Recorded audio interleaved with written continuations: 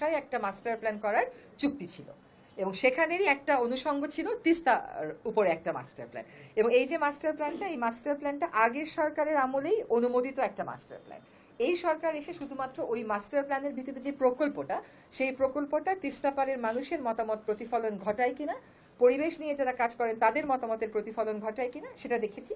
সেই জন্য আমরা মাঠ পর্যায়ে 5টা পাবলিক কনসালটেশন করেছি, করে আমাদের কিছু প্রস্তাবনা ছিল, কিছু সংশোধন ছিল, সেটা আমরা চায়না সরকারকে দিয়েছি।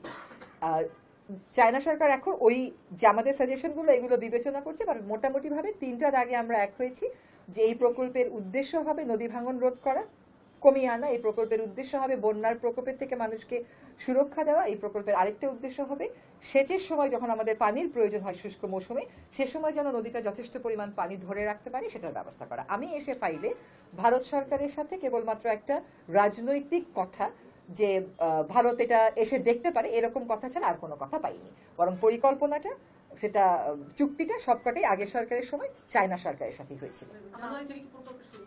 আমাদের প্রস্তাবিত তারিখ হচ্ছে জানুয়ারি 1, 2026। এখন এই পুরো প্রক্রিয়াটা কতটা সময় নেয় তার উপর সবকিছু নির্ভর করবে।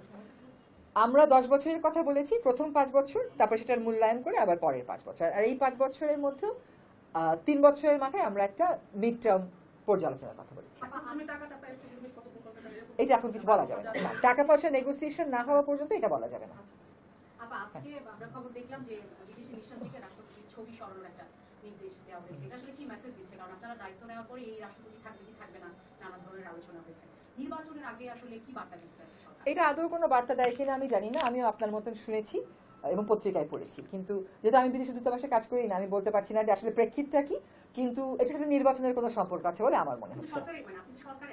জি না, সরকারের কোন মন্ত্রণালয়ের সিদ্ধান্ত, এটা সব মন্ত্রণালয়, পানি সম্পদ মন্ত্রণালয় তো সিদ্ধান্ত নেবে না যে কোন মন্ত্রীর ঘরে কোন ছবি থাকবে। তো এটা আমি বলতে পারবো না। আর কোনো লিখিত কোনো কাগজ যদি মানে সরকারি পর্যায়ে সকল মহলের সিদ্ধান্ত হলে ওটা তখন লিখিত থাকতো। এটা হয়তো কোনো, যেটা আমি আপনার মতন পত্রিকায় পড়েছি বলতে পারছি না, বাট এটার সাথে নির্বাচনের যে কোনো সম্পর্ক নাই, সেটা একটা কমন সেন্সের ব্যাপার। না না ঠিক আছে, প্রশ্নের উত্তর দিলাম তো আমি।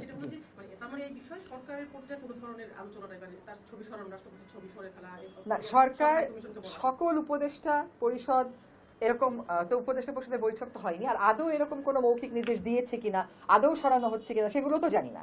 আমিও আপনাদের মতন পড়েছি, তা যদি সিদ্ধান্ত হয় সিদ্ধান্ত দেখে তাহলে আমি কথা বলবো। উপদেষ্টা পরিষদ আজকে দেখলাম পত্রিকাতে উপদেষ্টা পরিষদ মিটিং হয় বৃহস্পতিবার, আমি কিন্তু উপদেষ্টা পরিষদ জানে না এই কথা বলিনি। আমি বলছি উপদেষ্টা পরিষদে সভা তো হয়নি, সভায় যেহেতু এটা আলোচিত না, কাজেই যদি এরকম সরকারি পর্যায়ে সিদ্ধান্ত হয় তাহলে সবাই হয়তো আলোচিত হবে। আমি তো অ্যাজ আই সেড, আমিও তো কোনো মন্ত্রণালয়ের নাম দেখিনি পত্রিকাতে। আপনি কোনো মন্ত্রণালয়ের নাম তো দেখিনি তো, আমি সেটা আমি বলতে পারছি না।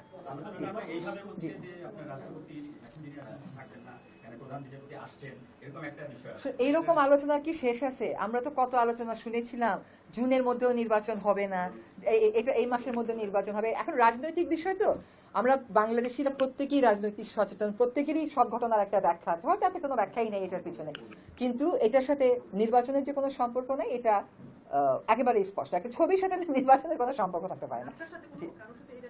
আমি মাত্র গত রাতে দেশে ফিরেছি, তো তারপর আজকে সকালে একনেক মিটিং করলাম, ফলে এটা was not an issue obviously in the একনেক মিটিং। সো দেখা যাক উপদেষ্টা পরিষদে যদি আসে, যদি কোনো আলোচনা হয় তখন জানাবো। নির্বাচন নিয়ে মানে অনেক কথা হচ্ছে, আপনি বলছিলেন যে এনসিপি একজন নেতা বলেছেন যে ফেব্রুয়ারিতে নির্বাচন হবে না, বিএনপি চাচ্ছে যত নির্বাচন হবে। আসলে নির্বাচন পিছিয়ে যাবে কিনা, আপনারা সরকার কি প্ল্যান নিয়ে এগোচ্ছে? সরকারের প্ল্যান তো সরকার প্রধান উপদেষ্টা মহোদয় নিজে ক্লিয়ার করেছেন।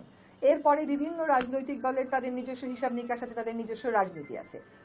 এইটার সাথে তো সরকারের অবস্থান বদলের কোনো সম্পর্ক নাই। সরকার বলেছে ফেব্রুয়ারিতে নির্বাচন হবে, সরকার সেই মোতাবেক নির্বাচন কমিশনকে প্রস্তুতি নিতে বলেছে, এটাই হচ্ছে সরকারের অবস্থান।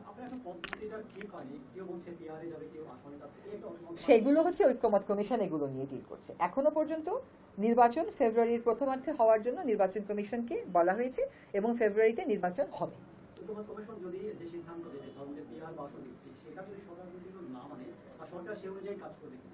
ঐক্যমত কমিশন তো বলেনি যে তার সিদ্ধান্ত সবাইকে মানতে হবে, সেটা দেখিয়ে দিচ্ছে যে কোন কোন সিদ্ধান্ত ঐক্যমত হচ্ছে, কোন কোন সিদ্ধান্তে ধরেন 1/3 রাজনৈতিক দল একদিকে, 2/3 আরেকদিকে, বা 2/3 একদিকে, 1/3 আরেকদিকে, এরকম তো বলা হচ্ছে। ঐক্যমত কমিশনের সিদ্ধান্ত যেখানে ঐক্যমত নাই সেখানে এর মধ্যে আবার ঐক্যমত হয়ে যাবে কিনা সেগুলো তো আমরা বলতে পারি না। সরকার কি সেটা ইমপ্লিমেন্ট করবে না আবার সরকার না এই যদি এগুলা নিয়ে চিন্তা করতেছে না। সরকার একটা সিদ্ধান্ত দিয়েছে চিন্তা করে, একদম সবার সাথে কথা বলে, রাজনৈতিক দলগুলোর সাথে কথা বলেছে, উপদেষ্টা পরিষদের কথা হয়েছে। সরকার আগে থেকেই বলে দিয়েছিল যে আমরা ডিসেম্বর থেকে জুনের মধ্যে দেবো, সেই মোতাবেক সরকার ফেব্রুয়ারি বলেছে, এটা ফেব্রুয়ারিতে। তারপরে যার যার রাজনৈতিক অবস্থান থেকে শেষে কথা বলছে।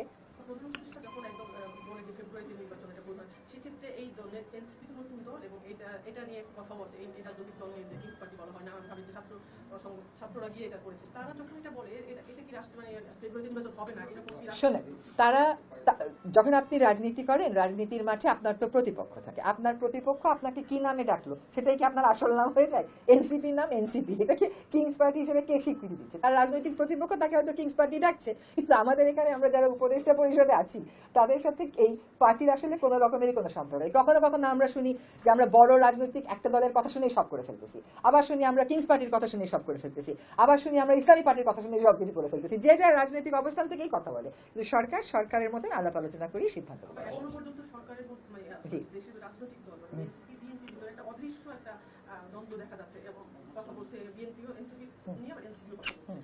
একবার বলছে যে গতকালকেও এনসিপি একটা বলছে যে প্রথম উপদেষ্টা লন্ডনে গিয়ে সব বলে আসছে সিদ্ধান্ত নিয়েছে। এই বিষয়গুলো কি যে নির্বাচনের আগে দেশের রাজনৈতিক পরিস্থিতিটা কোন দিকে বা শোনেন, এখন এটা এখন অবাধ বাক স্বাধীনতার সময় আছি তো আমরা, যার যেরকম মন চায় সে সেরকম বলছে। তার রাজনৈতিক অবস্থানে কোনো একটা কিছু সুটেবল হলে সে একরকম বলছে, সুটেবল না হলে সে আরেক রকম বলছে। এটা তো আমাদের পক্ষ থেকে ব্যাকে আসার কোনো প্রয়োজন নাই। রাজনৈতিক দলগুলো তাদের কথা বলবে, তাদের মতামত দেবে, তাদের পারসেপশন দেবে। এটা তো সরকারের সবকিছুতে মতামত দেওয়ার কোনো প্রয়োজন নাই। এই সরকারের সময়টা খুব সীমিত, এই সীমিত সময়ের মধ্যে আমরা কোন কোন জায়গায় সংস্কার করছি একেবারে ট্রান্সপারেন্ট ওয়েতে আমরা করছি, এবং সেটা সংস্কার যে আমরা করে ফেলছি তা না। একদম রাজনৈতিক ঐক্যমত নিয়ে রাজনৈতিক ব্যাপারগুলোতে সংস্কার হচ্ছে, অরাজনৈতিক ব্যাপারগুলোতে এভরিডে কাজে ডেভেলপমেন্টে যে যে মন্ত্রণালয় সংস্কারগুলো করছে সেগুলো সবই ট্রান্সপারেন্ট। কোনো রাজনৈতিক ব্যাখ্যার মধ্যে সরকার ঢুকতেও চাচ্ছে না, এটা সরকারের কাজও না। আমার একটা নির্বাচনের দাবি উঠছে, মানে একটা দলও করেছে, এবং এই সরকারের অবস্থান কি আসলে? সরকার তো যে নির্বাচনের কথা বলেছে সেটা এখন যে নির্বাচন ব্যবস্থা আছে, এখন যে নির্বাচনের আকাঙ্ক্ষা সেটা নিয়েই বলছে। সব রাজনৈতিক দল কোনো সময় যদি এক হয়ে যায় সেই সময় কি হবে সেটা যদির কথা আমরা যদি পর্যন্তই রাখি, এটা আমাদের এটা নিয়ে আলোচনা করার সুযোগ নেই। সাদা পাথর নিয়ে আমার প্রশ্নটা ছিল, সেটা হচ্ছে আমরা জানি যে আমরা সাদা পাথর লুট হওয়ার পরে পুনরায় আবার প্রতিস্থাপন করা হয়েছে, কিন্তু যখন পাথরগুলো চুরি করে নিয়ে গিয়েছিল সংশ্লিষ্ট যে এখানকার যে ইউনো আছে, এসিলেট আছে, তারা বিষয়ে অবগত আছেন এবং তাদের সামনে এটা হয়েছে, তখন কোনো ব্যবস্থা নেই। এই যে দায়িত্ব অবহেলার কারণে তাদের বিরুদ্ধে আপনারা কোনো ব্যবস্থা নিবেন কিনা? আমার গ্রামের বাড়ি হচ্ছে সুনামগঞ্জে, পাশাপাশি অনেক নদী আছে যে জাদুকাটা, আমাদের জাদুকাটা, এগুলো হচ্ছে যে বালুজি উত্তোলন করা হয়, সংশ্লিষ্ট ইউনোরা কিন্তু জানে, এসিলেটরা কিন্তু জানে, ওদেরকে বলার পরে কিন্তু অভিযান কিন্তু এখানে যায় না। আপনি যখন চেয়ারের ওই পাশে ছিলেন তখন এই সাদা পাথর নিয়ে অনেক বক্তব্য আপনি দিয়েছেন এবং সরকারের সেটা বিপক্ষ গিয়েছে, নানা সময় আপনি এর জন্য হেনস্থা স্বীকার করছেন। সেক্ষেত্রে যখন এই চেয়ারে বসলেন আপনার সময় 1 বছরের ভিতরে এইটা নেওয়ার জন্য আপনার কি পদক্ষেপ ছিল? সবাই আপনাকে খুঁজেছে, এই সময় বিদেশে ছিলেন যখন এই নিউজটা? আচ্ছা, যারা খুঁজেছে তারা আমাকে বিদেশে ধরে ফেলেছে। আমি কিন্তু বিদেশে থেকে 2টা টেলিভিশন চ্যানেলে সাক্ষাৎকার দিয়েছি। আপনি ঠিক মতন খুঁজেন নাই, তাই জন্য আপনি পান নাই। আপনি কিন্তু আমাকে একটা মেসেজ দিয়ে মেসেজটা আবার ডিলিটও করে দিয়েছেন, সেটা কেন করেন আমি জানি না। এখন কথাটা হচ্ছে, পাথর ইজারা দেওয়া আর বালু ইজারা দেওয়া হচ্ছে একটা খনিজ সম্পদ মন্ত্রণালয়ের কাজ, একটা ভূমি মন্ত্রণালয়ের কাজ। এই দুটোই আসলে ডিসির মাধ্যমে তারা করে থাকেন। যখন আমরা পরিবেশ আন্দোলন করছিলাম তখন 2011 সালে আমরা একটা রায় পাই যে পিআইন এবং ডাউকি, যেটাকে আমরা জাফলং হিসাবে চিনি, ওইখানে ইকোলজিক্যালি ক্রিটিক্যাল এরিয়া ঘোষণা করা হোক। ইকোলজিক্যালি ক্রিটিক্যাল এরিয়া ঘোষণা করলে সেখানে আর অর্থনৈতিক কর্মকাণ্ড করা যায় না। সেই 2011 সালের আদেশ যখন আমি টেবিলের ওই পারে ছিলাম, ওইটা ক্রমাগত চেষ্টা করে 2016 সালে আমরা সরকারের মন্ত্রণালয় আনতে পেরেছিলাম। তখনও লড়াইটা সহজ ছিল না। তারপরে 2019 সালে এটাকে ইকোলজিক্যালি ক্রিটিক্যাল এরিয়া ঘোষণা করা হলো। তারপরে ওইখানে একজন ডিসি মহোদয় ছিলেন, তার সাথে আমরা কাজ করেছি, নিবিড়ভাবে কাজ করেছি, এবং আমরা দেখিয়েছি যে ওখানে পরিবেশ বান্ধব পর্যটন করলে যত শ্রমিক আছে সব ওখানে অ্যাবজর্ব হয়ে যাবে এবং আমাদের ওই পুরো পাথরকড়িটাও রক্ষা পাবে। এইটার প্রেক্ষিতে 2020 থেকে 2024 অব্দি কিন্তু পাথর তোলাটা বন্ধ ছিল শুধুমাত্র পিআইন এবং ডাউকিতে। এখন এটার মামলাটার বাদীকে যদি জিজ্ঞেস করেন, মামলাটার বাদী এককভাবে আমিই ছিলাম। আর 2019 সালে যখন এটা নিষেধ করা হলো, সরকার বলল যে পরিবেশের কারণে আর উত্তোলন করা যাবে না।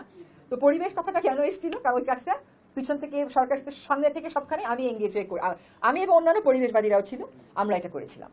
এখন যখন নতুন সরকার দায়িত্ব নিল তখন একটা যুক্তি তোলা হলো যে এগুলো থেকে তো পাথর চুরি হচ্ছেই, সুতরাং এটাকে আমরা লিজ দিই না কেন।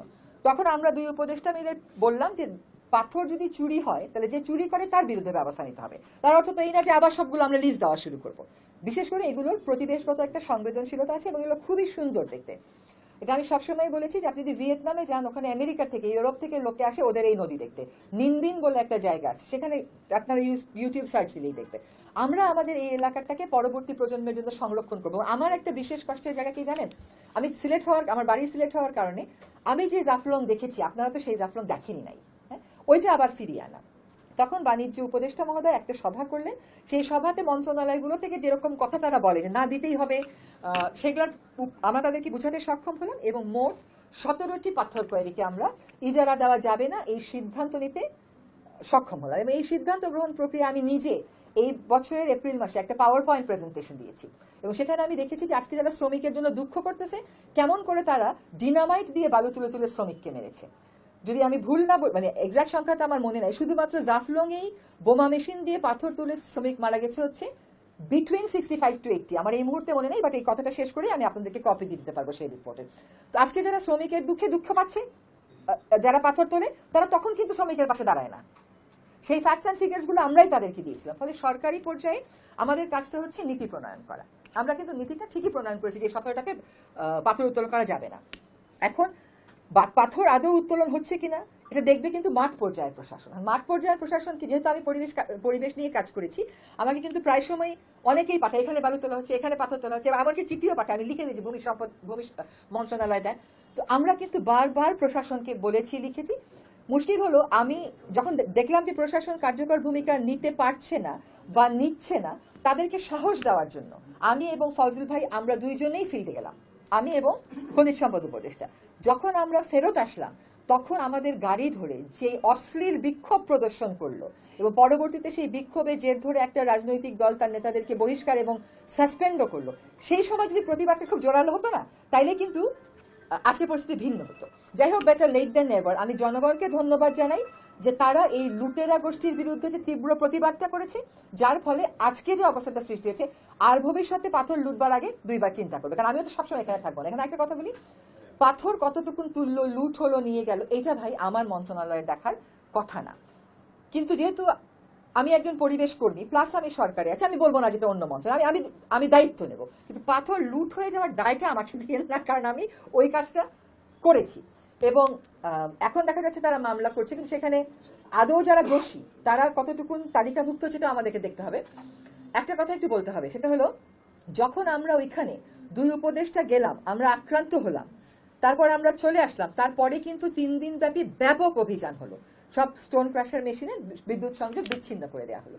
কিন্তু তার 4-5 দিন পরেই সকল রাজনৈতিক দল এক হয়ে কি করলো, একদম রীতিমতন প্রেশার ক্রিয়েট করা হলো এবং তারা ওইখানে ঘোষণা দিলেন যে তারা পাথর তুলতে দিতে হবে।